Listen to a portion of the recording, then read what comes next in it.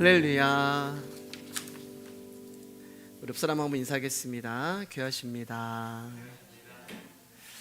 네. 오늘 말씀의 제목 먼저 읽어볼게요. 말씀의 제목입니다. 시작. 한치의 모자람도 없는 하나님의 은혜라는 제목으로 오늘 사무엘하 6장을 마무리하고요, 이제 7장으로 넘어가도록 하겠습니다. 오벳에돔과 그의 온 집이 여호와의 괴로 인하여 복을 받았어요. 지난주에요. 오벳에돔은 저주받아 마땅한 가드 사람이었습니다. 이방인이기 때문에 그는 하나님으로부터 복을 받을 수 없는 그런 사람이었습니다.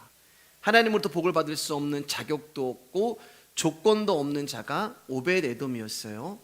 그런데 여호와의 괴가 자신의 집에 있다는 이유 하나로 오벳에돔이 복을 받은 것입니다.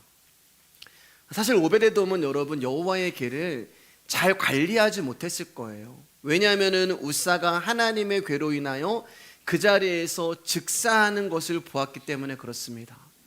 생각해 보세요. 함부로 손을 댔다간 우사처럼 심판을 받을 것이 뻔한데 어떻게 괴를 정성스럽게 관리할 수가 있었겠습니까?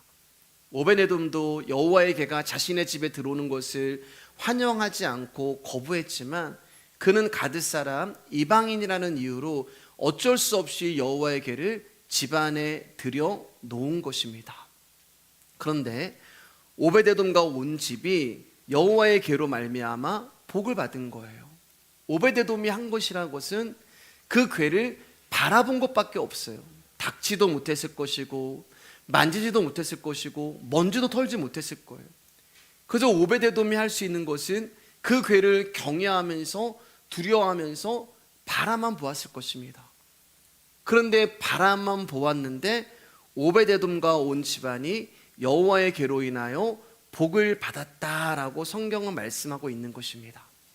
그러니까 이 말은 하나님의 복이라는 것은요, 저와 여러분의 정성과 노력과 애씀과 상관없이 당신이 선택하고 부르신 자들, 그 자들이 누구예요? 저주받고 심판받아 마땅한 가드 사람 오벳에돔인 우리 가운데 은혜로 임한다는 거예요. 왜냐하면 하나님의 복은 사람의 행위로 주어지는 것이 아니라 언약궤에 뿌려진 제물의 희생의 피로 주어지는 복이기 때문에 그렇습니다. 그러니까 저와 여러분들이 구원이라는 복을 받은 이유는 우리가 하나님께 정성스럽게 무엇을 바치고 행하였기 때문에 하나님이 구원을 우리 가운데 주신 것이 아니라 저와 여러분들은 이 십자가에 달린 예수 그리스도, 여호와의 언약이 되시는 그 예수 그리스도만 바라봤을 뿐인데 십자가에 있는 예수 그리스도의 피가 저와 여러분에게 뿌려짐으로 말미암아 우리가 구원을 받게 된 거예요. 이것이 오늘 말씀의 제목처럼 우리에게 주어지는 한치의 모자람도 없는 하나님의 은혜가 되는 것입니다. 이게 지난주까지 나눴던 내용입니다. 그리고 이제 다윗이 여호와의 궤를 이제 예루살렘 성에, 다윗의 성에 안치하게 됩니다. 자, 오늘 본문 14절 15절입니다. 시작. 다윗이 여호와 앞에서 힘을 다하여 춤을 추는데 그때 다윗이 배 에봇을 입었더라. 다윗과 온 이스라엘 족속이 즐거이 환호하며 나팔을 불고 여호와의 궤를 메어오니라. 하나님의 궤가 다윗 성에 들어올 때에 다윗이 제사장만 입을 수 있는 배 에봇을 입고 여호와 앞에서 힘을 다해 춤을 추는 거예요. 그런데 다윗이 제사장만 입을 수 있는 배 에봇을 입고 하나님 앞에서 춤을 출 수 있었던 그 이유와 비밀은 뭐냐면 오벳에돔에 임한 그 비밀, 조금 전에 말씀드렸던 하나님의 복이라는 것은 우리의 행위와 상관없이 하나님이 주시기로 한 자에게 임한다는 것을 다윗이 알게 되자 그가 하나님 앞에서 춤을 추기 시작한 것입니다. 인간의 행함으로 인해서 복과 저주가 주어지는 것이 아니라 사람의 행함과 상관없이 언약궤가 함께 함으로 말미암아 저주에서 벗어나 복에 거하는 자로 살아간다는 것을 다윗이 알게 된 거예요. 그래서 다윗이 춤을 춥니다.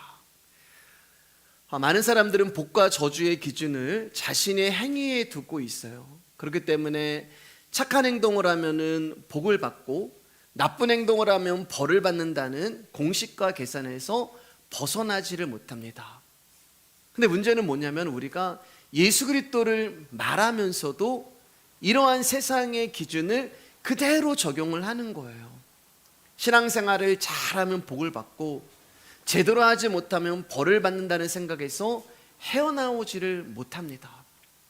그리고 그런 간증들도 이제 많이 해요. 제가 주일을 빠졌더니, 제가 봉사를 빠졌더니 하나님께서 그것을 싫어하셔서 교통사고를 나가게 하셨습니다. 제가 전에도 한번 말씀드렸죠. 목발을 짚고 그런 간증을 하시더라고요. 무서워서 여러분 어떻게 예수 그리스도를 믿으시겠습니까? 예. 그런 게 아니에요. 그것은 그리스도를 믿는다고 말하지만 하나님이 누구인지를 알지 못하는 것입니다. 그러나 저와 여러분이 이 밤에 내가 무엇을 하지 않아도 예수 그리스도가 나와 함께 한다는 것이 복이라고 믿으신다면 여러분과 저는 복된 자가 되는 거예요. 아멘. 그런데 안타까운 것은 여전히 많은 사람들이 예수 그리스도의 희생의 피의 은혜를 말하지만 그 십자가에 죽으신 예수 그리스도의 피에 담겨 있는 복음의 기쁨을 모른다는 거예요. 오늘 그 대표적인 사람이 이제 등장을 합니다. 16절에서 19절까지 말씀 제가 한 절 여러분 한 절 읽고 읽겠습니다. 여호와의 개가 다윗성으로 들어올 때에 사울의 딸 미갈이 창으로 내다보다가 다윗 왕이 여호와 앞에서 뛰놀며 춤추는 것을 보고 심중에 그를 업신 여기니라. 여호와의 개를 메고 들어가서 다윗이 그것을 위하여 친 장막 가운데 그 준비한 자리에 그것을 두매 다윗이 번제와 화목제를 여호와 앞에 드리니라.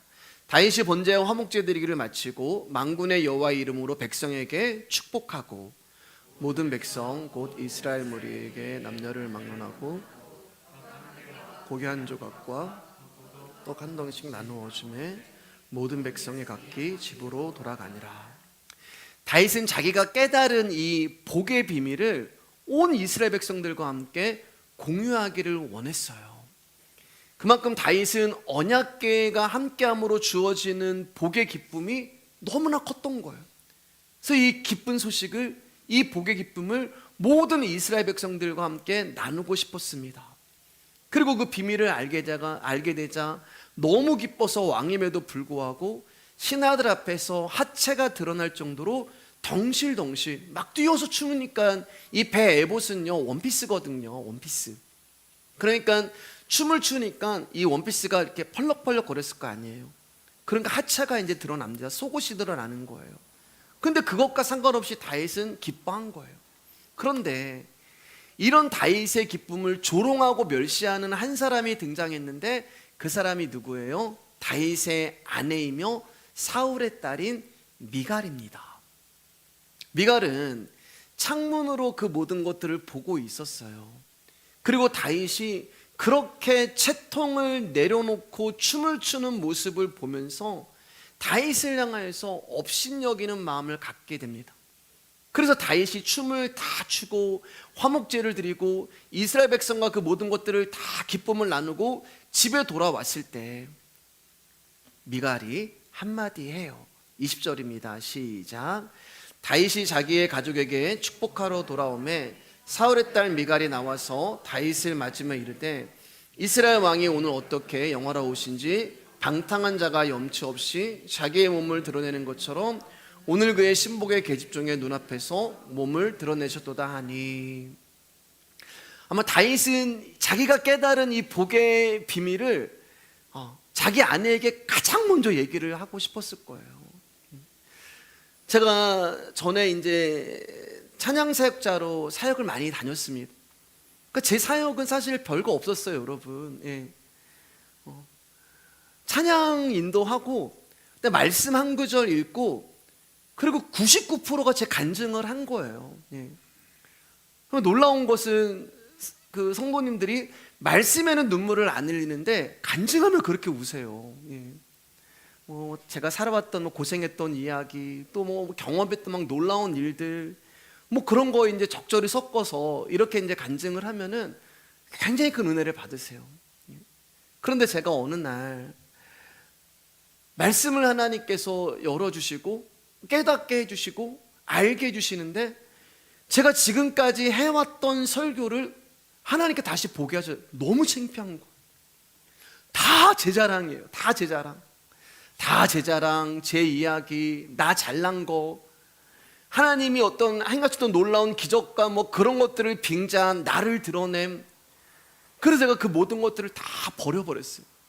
원고를 찍기도 하고 휴지통으로 버리기도 하고. 그리고 그때부터 하나님 앞에 다시 한번 말씀에 대해서 간구하면서 하나님 주님이 주시는 말씀, 주님이 주시는 예수 그리스도의 이름만 증거하고 싶습니다. 근데 그것을 이렇게 깨닫게 될 때마다 기쁜 거예요. 말씀을 알게 될 때마다. 그런 걸 누구에게 제일 먼저 이렇게 알려주냐면은 집사람에게 이제 알려줍니다. 내가 이런 걸 깨달았어. 내가 오늘 이 말씀을 보는데 이 말씀이 이런 뜻이 아니고 이런 뜻이야. 아마 다윗이 그랬을 거예요. 하나님이 그 언약궤 오베데돔의 집에 내리신 그 복음의 비밀을 다윗이 알게 됐을 때 누구보다도 가장 가까운 미갈에게 그 이야기를 하려고 집에 들어갔을 것입니다. 그래서 여기 축복하러 돌아오매, 이 축복하러 돌아오매, 이 비밀을 같이 나누고 싶었던 것. 근데 거기에 미갈이 다윗을 향하여서 기다렸다는 듯이 앙칼진 목소리로 어떻게 왕인 주제에 왕이 돼서 그 신복들과 그 백성들 앞에서 하체를 드러낼 수 있느냐, 그렇게 다윗을 책망합니다. 그리고 이 일로 인하여 미갈은 여러분 죽는 날까지 하나님이 자식을 안 주셨어요. 왕비에게는 자식이 꼭 힘이에요, 여러분. 힘. 다윗의 아내들이 많잖아요. 근데 어쩌면은 이 오늘날로 말하면 이 미갈이 중전마마잖아요. 중전마마. 적통이잖아요. 그런데 이 중전마마가 아기가 없어요. 힘이 없는 거예요, 여러분. 후궁들이 그러면 이제 힘을 갖는 거죠. 근데 미갈이 이 다윗이 들어왔을 때 다윗을 책망한 그 이유로 하나님께서 미갈에게 자식을 허락하지 않습니다. 그리고 이 사건 이후로 미갈은 이스라엘에서 별 볼 일 없는 왕비로 그 이름이 사라져 버리게 돼요. 미갈은 다윗을 조롱하고 책망한 것으로 인하여서 하나님의 복을 받지 못하게 됩니다.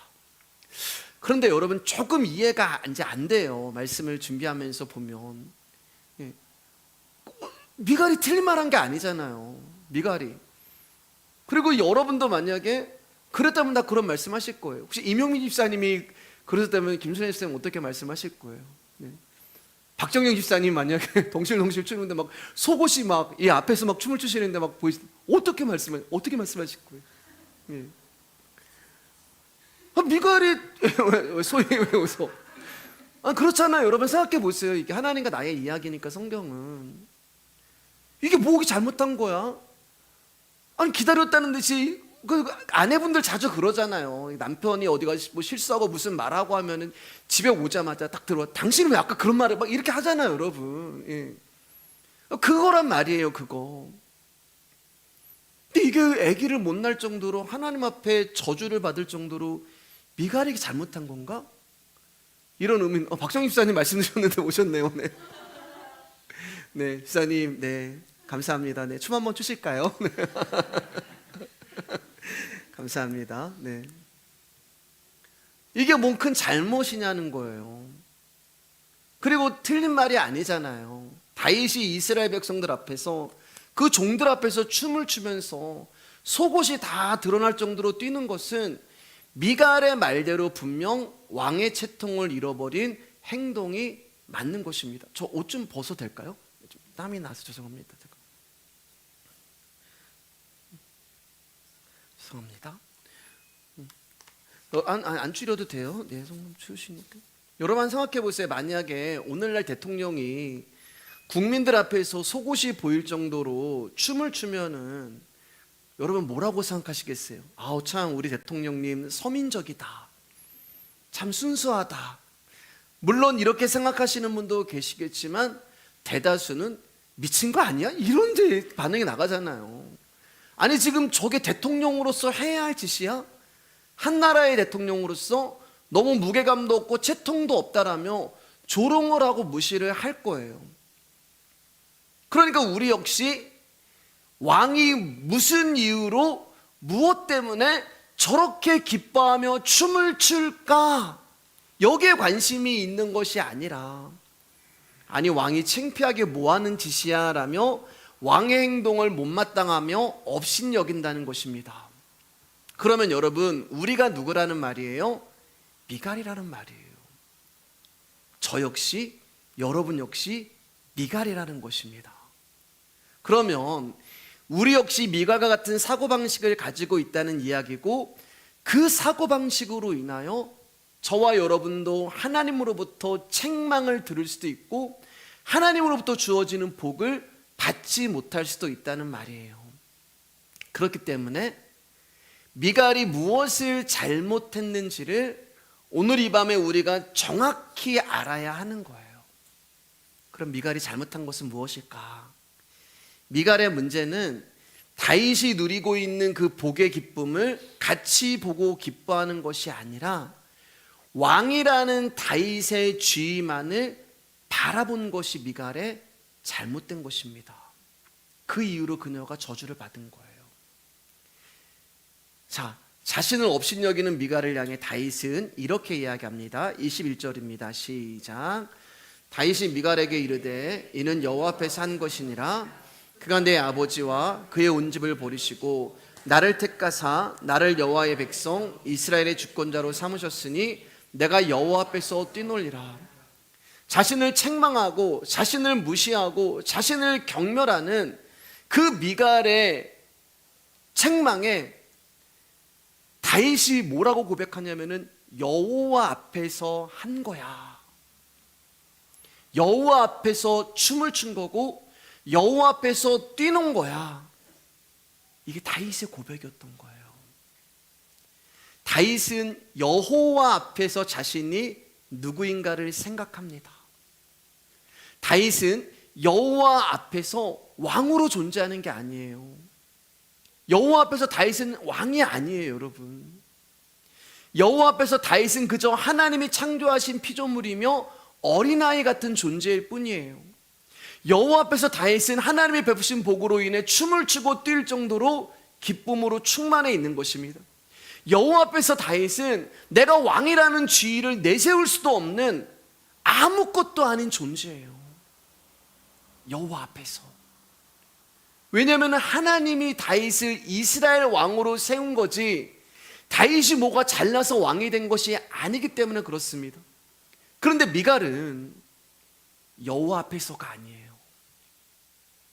미갈은 사람들 앞에서가 됩니다. 미갈은 여호와 앞에서 기뻐하고 춤을 추는 다윗을 생각하는 것이 아니라 사람들 앞에서 망신당하고 사람들 앞에서 우스갯거리가 되는 다윗을 생각한 거예요. 그래서 왕이라는 채통을 지킴으로써 백성들 위해 군림하기를 미갈은 원했던 거예요. 그것 때문에 미갈이 복을 받지 못합니다. 왜냐하면 다윗은 여호와 앞에서 나는 왕도 아니고 나는 아무것도 아니야 나라는 존재를 보는데, 미갈은 하나님 앞에서가 아니라 사람들 앞에서 집중하니까 자기가 누구인지를 생각하지 않아요. 미갈은 오직 사람들만 중요했어요. 내가 사람들에게 어떤 평가를 받을까? 사람들이 나를 어떻게 판단할까? 사람들의 인정이 그녀에게는 중요했던 것입니다. 그렇기 때문에 미갈은 항상 자기 체면과 자존심을 세우기 위하여 살았을 거예요. 그리고 그것을 지키기 위하여 끊임없이 자신을 포장하며 내세우는 자로 살아왔던 것입니다. 이게 미갈이 하나님으로부터 복을 받지 못하는 이유예요. 즉 미갈의 삶에는 자기 부정, 자기 부인이 없는 것입니다. 미갈이 다윗이 왕의 채통을 잃어버린 것에 대하여 민감하게 반응하는 이유는 여러분, 다윗을 염려해서가 아니에요. 다윗을 걱정해서도 아니에요. 다윗으로 인하여 왕비인 자신의 위치가 흔들릴 것 같은 불안 때문이었을 것입니다. 왕이 백성들 위해 강력한 힘을 가진 자로 군림할 때는 왕비 역시 동일한 힘을 갖잖아요. 그런데 지금 다윗이 백성들 앞에서 하체를 드러내면서 춤을 추는 것은 백성들 가운데 웃음거리가 되고 비방과 무시를 당할 수 있는 충분한 근거가 되는 것이고, 그렇기 때문에 왕비인 자기 역시 무시와 수모를 받게 되는 것이 뻔하기 때문에 미갈이 다윗을 향하여 책망하고 무시하고 경멸의 말을 한 거예요. 그러니까 여기서 미갈과 다윗의 다름이 나타난 것입니다. 다윗은 여호와 앞에서 하나님이 사울을 버리시고 자신을 택하여 이스라엘의 왕이 되게 하셨음을 생각한 것입니다. 하나님이 자신을 왕이 되게 하셨기 때문에 나는 하나님 앞에서 아무것도 아닌 존재야 라는 것을 알고 있었어요. 반면에 미갈은 자신이 어디서 어떻게 해서 왕비라는 지위에 오르게 되었는가를 잊어버린 것입니다. 아마 제가 개척하고 여러분에게 가장 많이 한 말이 무엇일까라고 지금 딱 생각이 나는데 두 개 같아요. 하나는 우리는 아무것도 아니에요. 그리고 또 하나는 하나님 앞에서 내가 어떤 존재인가를 잊어버리시면 안 됩니다. 이 두 가지를 제가 많이 한 것 같아요. 미갈은 자신이 누구인지를 잊어버렸어요. 자신이 어디서 어떻게 해서 왕비라는 지위에 오르게 되었는지를 잊어버렸어요. 여러분 혹시 기억나시나요? 우리가 사무엘하 3장을 나눌 때 다윗이 미갈을 데려오는 조건으로 북이스라엘 아브넬, 군대장관 그 아브넬을 받아들이기로 했잖아요. 기억나시죠? 예. 그때 다윗이 미갈을 데려오는 이유에 대해서 성경이 뭐라고 말씀하고 있냐면은 그녀는 나와 정혼한 자다. 정혼한 자. 근데 미갈은 이미 다른 남자 만나서 살림 차리고 있었어요. 솔직히 남자 입장에서 뭘 좋아요 그게. 다른 남자랑 지금 알콩달콩 살아있는데. 근데 다윗이 뭐예요? 그녀는 나와 이미 결혼한 자다. 나와 정혼한 자다. 다윗이 미갈과 정혼했다는 것이 그 이유가 되는 거예요. 이미 다른 남자의 부인이 되어 있는 미갈을 다윗은 자신과 결혼한 여자라는 언약 때문에 그녀를 불러주고 그녀를 선택해주고 그녀를 기억해 준 것입니다. 그리고 다윗의 부르심으로 인하여 이름 없이 빚도 없이 평범하게 살아갈 수 있는 미갈이, 그것도 사울의 딸이란 말이에요. 원수란 말이에요. 그 원수가 하루아침에 다윗의 왕비가 된 거예요. 그러니까 다윗이 자신을 불러주지 않았다면 미갈은 아무것도 아닌 존재였단 말입니다. 그러면 미갈의 입장에서 내가 정말 다윗이 그 도피 생활할 때까지 순결을 지키고 순정을 지키고 기다린 것이 아니라 다른 남자 만나서 살아가고 있는 자신을 잊지 않고 불러준 그 은혜를 안다면 다윗을 볼 때마다 어떻게 했어요 여러분? 감사했겠죠. 경배했겠죠. 떠받들었을 수도 있을 거예요. 당신이 나를 사랑해줘서, 당신이 나를 기억해줘서, 당신이 나를 불러줘서 오늘날 제가 이 자리에 있습니다. 그것이 미갈이 마땅히 다윗 앞에서 행해야 되는 이치가 되는 것인데, 지금 미갈은 오히려 다윗을 조롱해요. 남의 남자로 살아가고 있는 자신을 다시 신부로 불러주었던 다윗을 비방합니다. 사울의 딸이기 때문에 심판을 받아야 마땅한 자신을 왕비의 자리에 앉혀준 다윗을 무시하고 경멸해요. 내가 어디서 어떻게 구원을 받아서 이 자리에 온 것을 미갈은 잊어버린 거예요. 이것 때문에 하나님으로부터 저주를 받는 거예요. 저와 여러분들은 아무것도 아니에요, 여러분.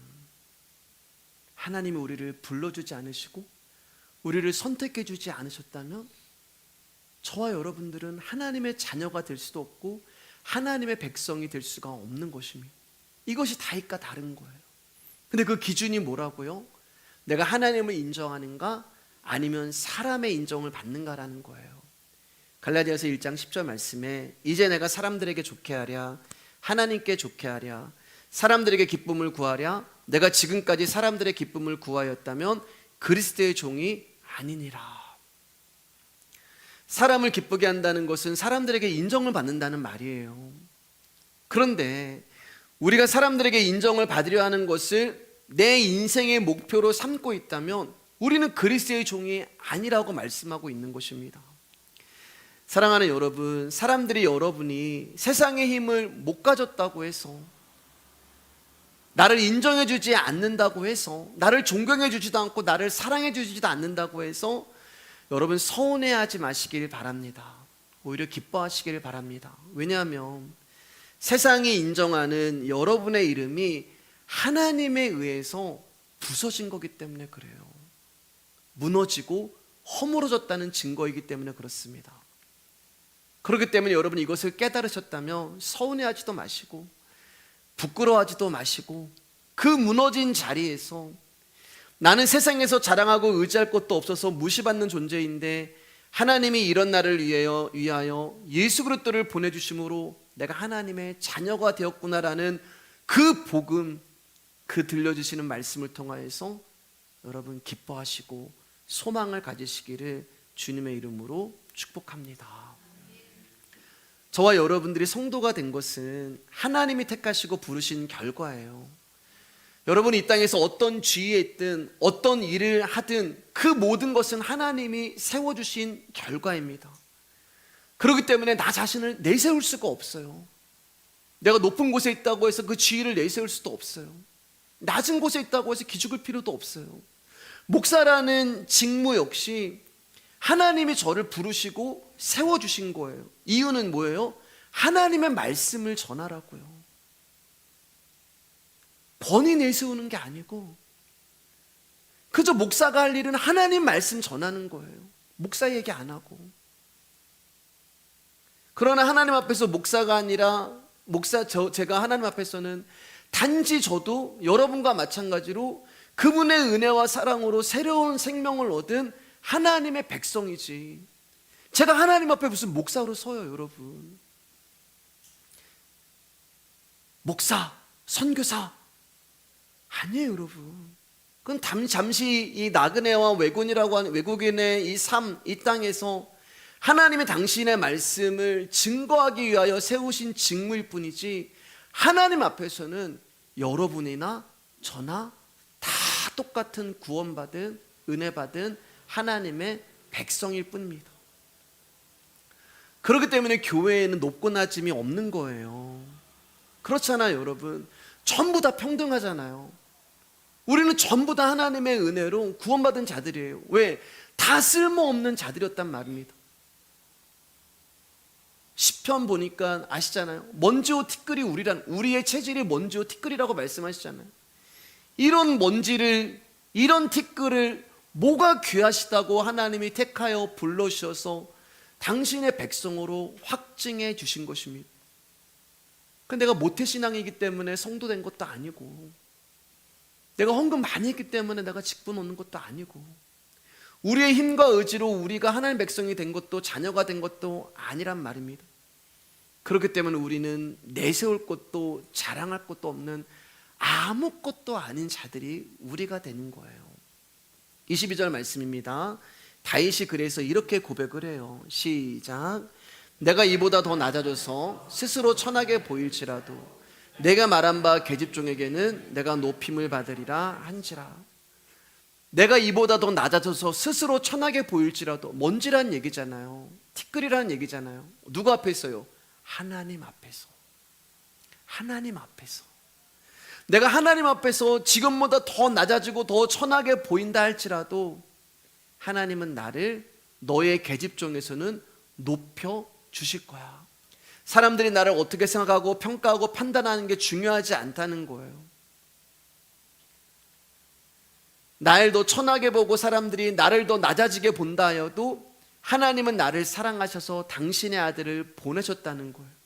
그리고 이 복음으로 우리가 천하고 낮아진 우리가 높임을 받는다는 것입니다. 이게 하나님 나라 법칙이에요. 여러분, 그리스도 십자가 앞에 우리는 아무것도 아닙니다. 이것을 마음 깊이 절감하시는 저와 여러분 되길 주님의 이름으로 축복합니다. 우리가 이 땅을 살아가는 모든 건 역시 하나님이 허락하신 거예요. 가정도, 직장도, 사업도, 재물도, 건강도. 믿는 자로 살아가는 것도 부르심과 택함의 결과일 뿐이에요. 무엇 하나 우리가 뭘 했다가 내세울 것이 없는 게 성도의 삶입니다.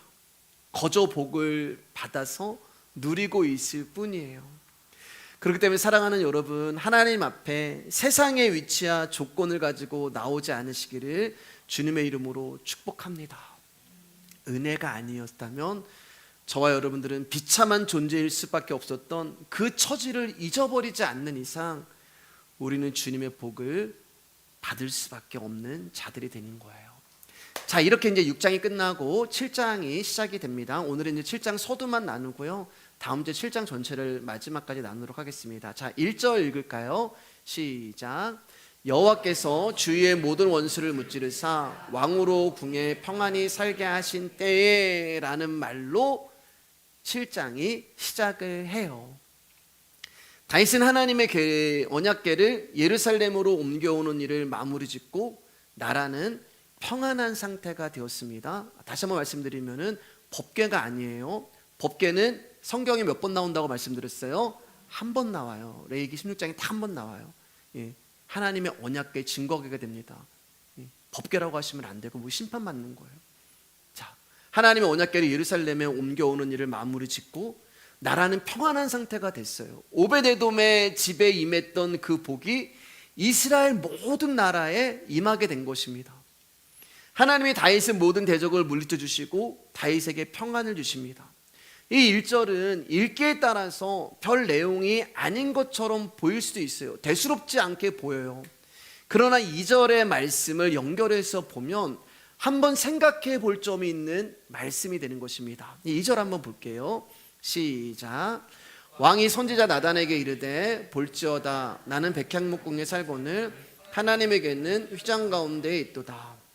오늘날 나단이 이제 다윗이 모든 것이 평안한 상태에서 선지자 나단에게 이렇게 말을 합니다. 나는 백향목으로 지은 왕궁에 살고 있는데 하나님의 궤는 아직도 장막 안에 있어. 이렇게 나단한테 이야기를 해요. 그러니까 다윗의 마음은 자신이 거하는 궁에 비하여 하나님의 궤가 볼품없고 천막에 그 궤가 있는 것을 송구스럽게 생각하고 있는 거예요. 다윗이 이 생각을 왜 했냐? 1절 때문인 거예요. 하나님이 자신에게 많은 은혜를 주셨어요.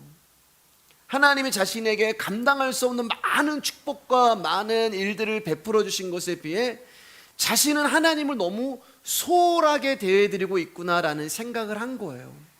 좋은 백향목의 궁도 주셨고 대적도 이제는 다 물리쳐 주셨고 근심 걱정 염려 없는 평안도 주셨는데 하나님의 궤는 천막에 그대로 방치되어 있는 것을 보면서 다윗 마음 가운데 하나님을 향하여 죄송하고 송구스러운 마음이 든 것입니다. 다윗의 마음이 기특해 보이죠. 여러분이 보시기에도 그렇게 보이지 않으세요? 자신의 평안에 안주하지 않고 하나님의 궤가 천막에 거하고 있음을 송구스럽게 생각하는 다윗의 이런 마음을 볼 때 하나님을 향한 다윗의 사랑과 정성이 얼마나 큰지를 우리가 볼 수 있어요. 그런데 잠시 후에 보겠지만 다윗은 이런 하나님의 마음을 달가워하지 않습니다. 좋아하지 않으세요.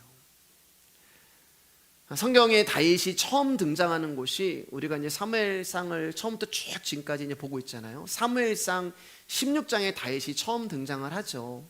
사무엘이 기름 부음을 다윗에게 주고 그리고 오늘까지 사무엘하 7장까지 다윗의 생애를 자세히 여러분들이 보면은 다윗이 하나님을 위하여 한 일이 아무것도 없다는 거예요. 이게 놀라운 일이에요, 여러분. 사무엘상 16장부터 지금 다윗이 왕이 되어 백향목궁에서 평안을 누리고 있는 이때까지 다윗이 하나님을 위해서 한 것이 아무것도 없어요. 굉장히 많은 것을 한 것 같은데 하나도 한 것이 없어요. 생각해 보세요, 여러분. 하나님이 다윗을 찾아오셨고 하나님이 다윗에게 기름을 부어주셨으며 하나님이 다윗의 삶을 이끌어 오셨고 그가 도망할 때도 늘 그와 함께 계셨고 하나님께서 그를 왕의 자리에 앉게 하신 거예요. 그렇게 하나님이 다윗의 인생을 인도하시는 과정에서 하나님 또한 다윗에게 한 번도 무엇을 요구하신 적이 없다는 거예요. 요구하실 만한데, 내가 너를 왕의 자리에 이제 앉혔으니까 이제 너한테 좀 보답 좀 해야지, 좀 내가 필요한 것 좀 네가 좀 줘야지, 이렇게 요구하실 만한데 하나님은 다윗에게 그 무엇도 요구하시지 않습니다. 왜일까요, 여러분? 하나님께는 필요한 게 없어요. 하나님께는 아무것도 필요하지 않아요. 제 사마리아 요한복음 말씀드리면서 여러분들 가운데 질문했잖아요. 하나님께 무엇을 드리실래요? 땅을 드리실래요? 이 땅이 하나님 것입니다. 돈을 드리실래요? 하나님이 모든 것을 만드셨어요. 우리의 생명을 드리실래요? 우리의 생명의 근원자가 그분이세요. 하나님께는 아무것도 필요하지 않아요. 그런데 다윗이 하나님의 집을 보면서 안타까워하고 있는 거예요. 뭐라고요? 하나님도 좋은 집 좀 있어야 되는 거 아니야? 하나님도 좀 괜찮은 집에 좀 사셔야 되는 거 아니야? 그러니까 다윗이 하나님의 집을 염려하고 안타까워하는 그 마음은 하나님을 향한 정성도 아니고 하나님을 향한 기특한 마음도 아니고 하나님이 누구인지 모르는 존재예요. 하나님의 뜻과 전혀 맞지 아니하는 일방적인 생각으로 하나님 앞에 나오는 것입니다. 그러니까 여전히 몰라요. 여호와의 계를 운반할 때도 씩씩거렸잖아요. 왜 하나님이 왜 우사를 죽여? 하나님 누군지 몰라요. 그리고 한 가지 비밀을 깨달았어요. 오베데돔에 임한 그 비밀을. 그런데 지금 또 하나님이 당신을 알려주시는 거예요. 여러분, 이처럼 우리는요, 하나님에 대해서 우리는 몰라요. 여러분, 뭐라고 설명하실 거예요? 여러분, 누군가에게 하나님을 설명하고 복음을 이야기할 때 내가 아는 것 이상 나오지가 않나요, 여러분? 근데 그 아는 것을 하나님이 우리 가운데 한 가지씩 알려주십니다. 만약에 하나님이 전부를 우리 가운데 우리는 터져버릴 거예요, 여러분. 그래서 우리를 믿음이라고 하는 그 보이지 아니하는 믿음이 증거로 나타날 때까지 우리를 훈련시키는 거예요, 단단하게. 그래서 아브라함 가운데서는 하나님이 내가 너한테 이삭 줄게, 아들 줄게 라고 약속을 하셨는데 그 약속이 이루어지는 시간이 40년 걸렸잖아요. 다윗도 기름을 부었고 하나님의 뜻이 이제 이루어지는 것 가운데 수십 년이라는 시간이 지난 거예요. 그때마다 하나님은 당신을 하나씩 알려주시는 거예요. 오늘날 저와 여러분들의 말씀을 통해서 하나님을 알아가는 것이고, 또 여러분의 인생 가운데 때로는 고난으로, 고통으로, 또 질병으로, 그런데 전에는 내가 하나님을 원망하고 이해할 수 없었지만 하나님의 뜻이 있을 거야. 요새 우리 성도님들 그 말 말씀하시더라고요. 그렇게 점점 그분을 인정하는 모습으로 가는 것입니다. 다윗은 지금 하나님이 누구인지를 몰라요. 대부분의 사람들이 하나님이 무엇을 원하시고 바라시는지 그 뜻에는 관심이 없고 하나님을 위하여 무언가를 행하려고 하는 것만 중요하게 여기고 그 행위를 가상하게 여깁니다. 예를 들면 이런 거예요, 여러분. 다윗이 이러한 모습을 하나님을 향한 충성과 정성으로 본다면 저와 여러분 역시 우리 예배당, 이 말씀일교회 예배당을 보면서 여러분도 다윗과 같은 마음이 드셔야 돼요. 아유, 상가에 교회가 있는 게, 아우, 나는 정말 50평 60평 그렇게 사신 분 없지만, 예, 그렇게 사시길 축복합니다, 여러분. 예. 나는 이렇게 큰 집에 사는데 예배당은 정말 상가 2층에 사는, 너무 마음이 아프다 하면서 여러분 다 집하셔서 헌금하셔야 돼요. 다윗의 모습이 여러분 맞다면.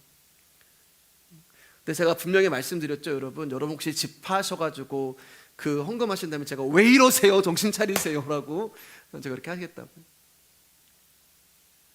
근데 실제로 그리고 이 본문을 많은 목사님들이 그런 식으로 이용을 합니다.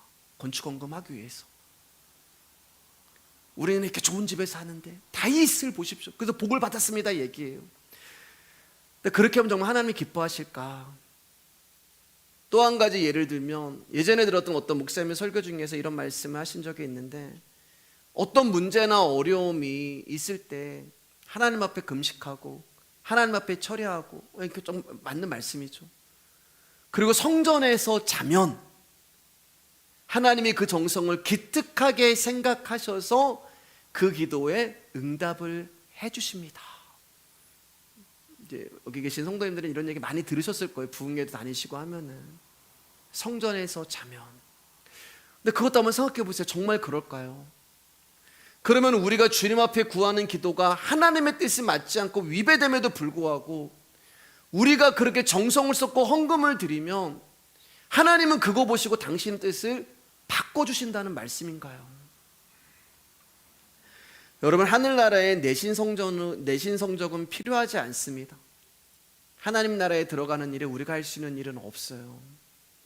우리가 할 수 있는 것이라고는 아무것도 없습니다. 그러므로 하나님이 우리의 기특한 마음을 받으시고 우리의 정성에 감복된다는 말은 틀린 거예요. 제가 전에도 말씀드렸지만 보좌를 흔드는 기도는 없어요. 우리가 우리의 기도로 하나님의 보좌를 흔들어서 자식 이기는 부모 없으니까 다 잘못된 겁니다. 하나님의 보좌가 우리가 기도한다고 해서 흔들리면 그게 어떻게 하나님이 될 수가 있겠어요? 하나님의 뜻이 우리가 기도한다고 틀어진다면 그게 어떻게 하나님 될 수가 있겠어요? 우리가 어떤 생각을 했느냐, 우리가 어떤 마음을 가지고 얼마만큼 행동했느냐가 중요한 것이 아니라 내 기도가, 내 행동이, 또 내 생각과 마음이 하나님의 뜻과 일치하느냐 그렇지 않느냐가 중요한 거예요. 만약 나의 생각과 하나님의 뜻이 다르다면 우리가 아무리 귀하고 아무리 정성을 쏟고 아무리 맞다고 생각하는 것도 틀린 것이 되는 것입니다. 나의 생각이 하나님 뜻과 다르다면 우리가 맞다고 생각하고 우리가 정성을 쏟는 모든 것이 하나님 일에 전혀 도움이 되지 않는 거예요. 자, 그러면 하나님의 집을 지어드리려고 하는 다윗의 이런 마음을 하나님은 어떻게 생각하시는지 한번 볼게요. 7절입니다. 시작. 이스라엘 자손과 더불어 다니는 모든 곳에서 내가 내 백성 이스라엘을 먹이라고 명령한 이스라엘 어느 지파들 가운데 하나에게 내가 말하기를 너희가 어찌하여 나를 위하여 백향목집을 건축하지 아니하였느냐고 말하였느냐. 이게 다윗의 기도에 대한 하나님의 응답이 됩니다. 하나님은 당신의 집에 대하여 안타깝게 생각하는 다윗의 마음을 받아들이지 않는 것을 분명하게 말씀하세요. 내가 이스라엘 백성에게 어느 누구에게 나 집 좀 줘줘라 라고 명한 바가 있느냐라고 말씀하는 거예요. 내가 너에게 은혜 베풀었으니까 너 이제 평안하니까 너 이제 나에게 보답을 해라라고 하는 말씀을 내가 너한테 한 적이 있느냐. 아이 목사님, 하나님은 어떻게 이렇게 대놓고 우리 가운데 말씀을 하시겠어요? 그것은 알아서 해야 되는 거예요. 그렇게 생각할 수도 있지만 그건 말도 안 되는 주장이에요. 잘 들어보세요. 왜냐하면 사람이라는 존재는요, 저와 여러분들은 하나님이 지시하신 바를 따라 살아가는 존재일 뿐이지 우리 스스로 알아서 하나님을 섬기고 하나님께 무언가를 바칠 수 있는 자들이 아니란 말이에요. 다시 말씀드리면 저와 여러분들은 하나님 앞에 순종할 수 있는 자들이 아니라는 것입니다. 그 십자가에 순종하신 아들의 영이 우리 안에 들어오셨기 때문에 우리가 순종이 나가는 것이지, 이 아들의 영이 없는 인간 자체로는 우리는 하나님 앞에 순종할 수가 없어요. 여러분, 하나님께 집이 필요할까요? 물론 이제 우리가 열왕기서를 가면은 솔로몬 시대에 하나님이 솔로몬을 통해 성전을 짓습니다. 근데 그거는 하나님이 집이 필요해서 지으란 게 아니라 그 성전을 통하여서 진짜 성전이신 예수 그리스도가 누구인가를 설명해 주시기 위하여 짓게 하신 것이지 하나님께는 집이 필요하지 않아요. 왜냐하면 하나님은 어느 한 공간에 머무시는 분이 아니기 때문에 그렇습니다. 어느 한 집이 하나님의 집이 될 수가 없어요. 온 우주가 하나님 것이기 때문에 그렇습니다. 온 우주에 충만하신 하나님이 어떻게 집이 필요해요? 집은 사람에게만 필요한 것입니다. 집에 대한 인간의 생각과 욕심이 하나님도 집이 필요하지 않을까? 이렇게 만들어 버린 거예요. 오늘 말씀 보세요, 여러분. 순서를 보세요. 다윗이 자기가 백향목 그 왕궁에 거하게 되니까 하나님의 집에 대하여 안타깝게 생각하는 거예요. 하나님의 집을 먼저 생각하고 내 집을 생각한 게 아니란 말입니다. 내 집이 먼저 다 만들어지고 평안하고 걱정 근심 없고 하니까 그때 되니까 이제 아유 하나님의 집 하나 지어드릴까? 이거예요, 여러분. 자기 중심적인 자기 생각과 편의주의에서 나온 생각이에요. 자신은 좋은 궁에 머무는 것이 너무나 좋게 여겨졌기에 하나님의 궤를 천막에 모신 것에 대해 송구스러운 마음을 갖게 된 것입니다. 만약에 다윗이 여러분 자기가 살고 있는 그 백향목 궁에 별 의미를 두지 않는다면 하나님의 궤가 천막에 있던 집에 있던 다윗은 관심이 없었을 거예요. 이게 사람이에요, 여러분.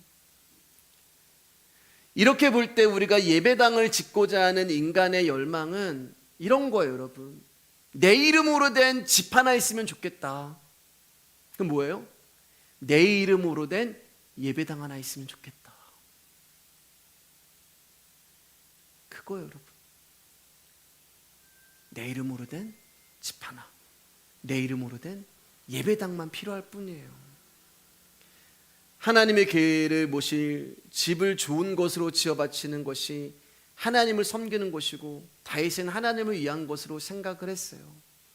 하나님은 분명 인간의 열심과 정성으로 하나님을 섬기고자 하는 것이 옳은 것이 아니라는 것을 우사를 통하여서 다윗에게 분명히 보여줬음에도 불구하고 다윗은 또다시 우사가 되어 우사의 잘못된 행동을 하게 됩니다. 우리의 고집이에요. 안 바뀌어요, 여러분. 우리의 고집이 진짜 안 바뀌어요. 하나님께는 하나님의 생각이 있습니다. 그런데 우리는 그 생각이 무엇일까요? 관심 두지 않아요.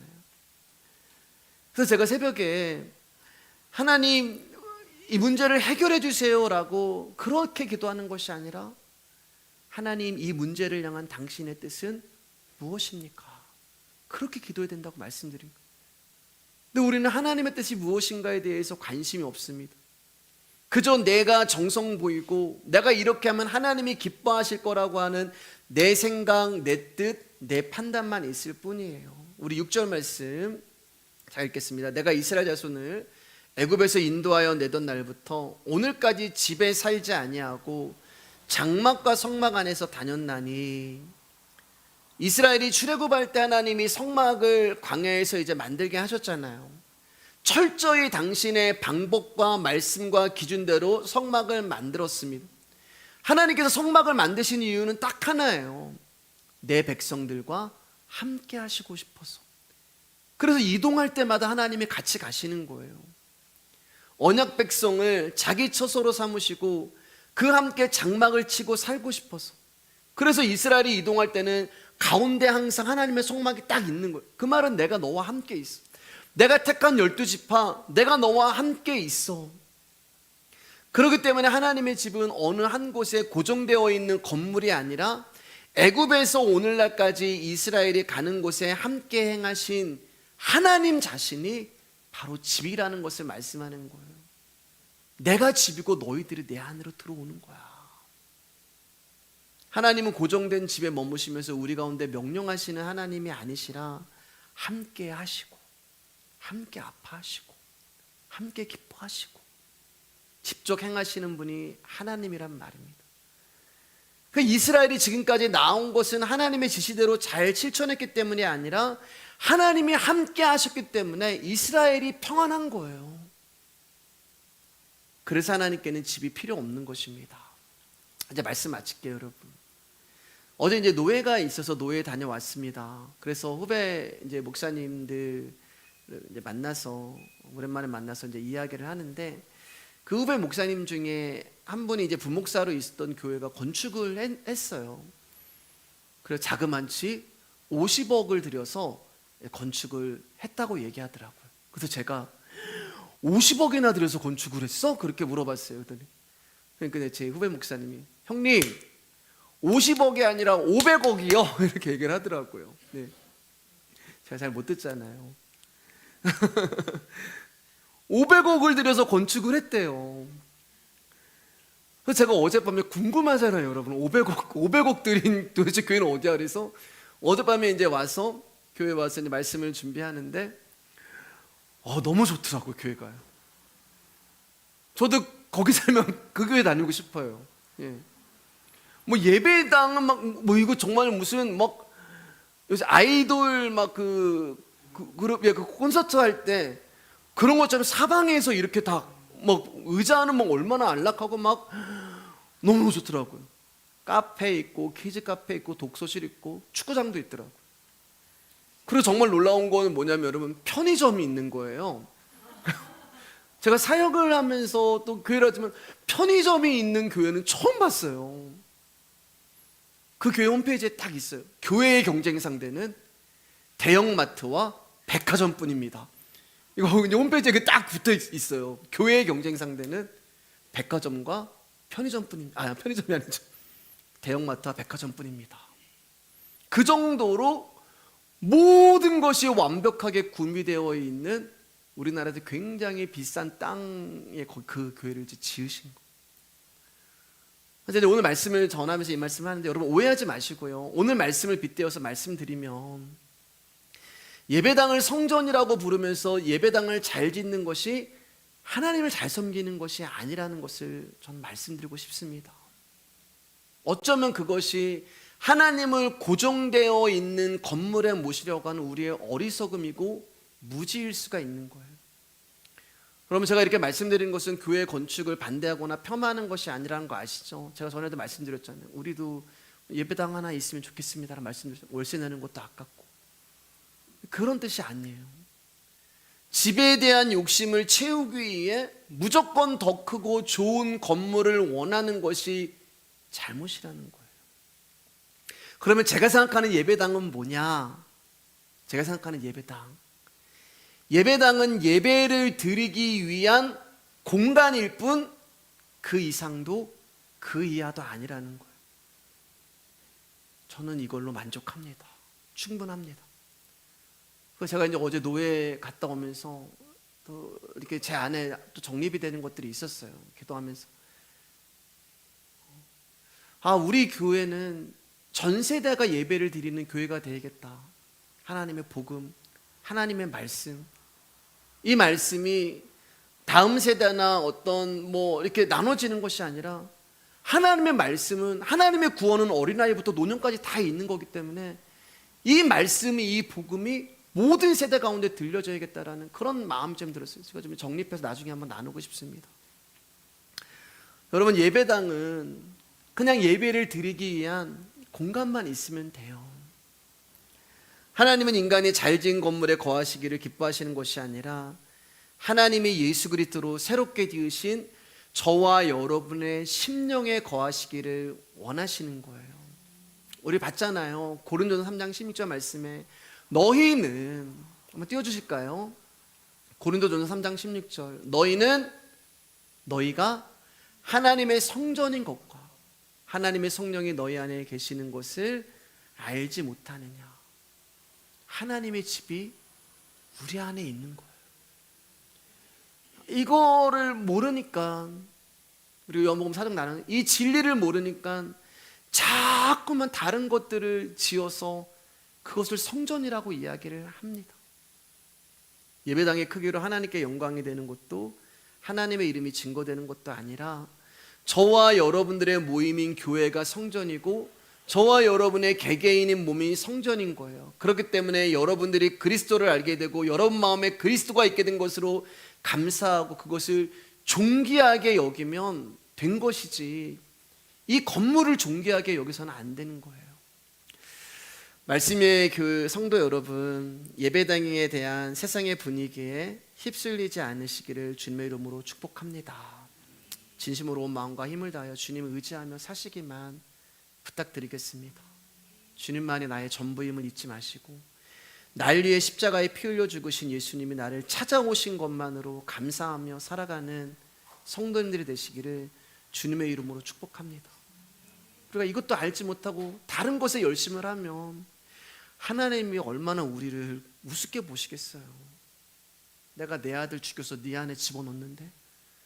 너는 자꾸 성전이 네 안에 있는데 자꾸 다른 성전 찾는구나. 예수 그리스도의 피와 예수 그리스도의 열심만을 의지하는 여러분들에게 주님의 이름으로 축복합니다. 오늘 여기까지 하겠습니다. 찬양하도록 하겠습니다.